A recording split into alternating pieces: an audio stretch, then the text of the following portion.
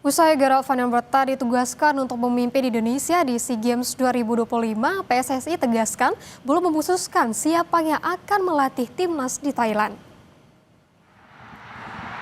Nama Indra Syafri menjadi kandidat terkuat untuk memimpin timnas Indonesia proyeksi SEA Games 2025 Thailand. Wacana ini terdengar usai pelatih timnas U23 Gerald Van der Berta tegaskan tidak menangani timnas proyeksi SEA Games yang disampaikan usai laga final AFF 29 Juli lalu.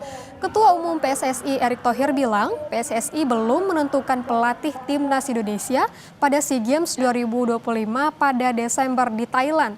Namun, Erick tidak dapat melupakan sosok Indra Syafri setelah memecah puasa gelar selama 32 tahun dengan merebut medali emas SEA Games 2023 Kamboja.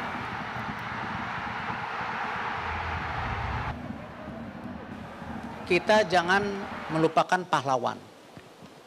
SEA Games itu 32 tahun kita menangkan dengan Coach Indra. Tapi kalau ditanya apakah PSSI sudah mutusin Coach Indra? Belum. Karena tadi bahwa habis AFF kita juga ada AFC U23.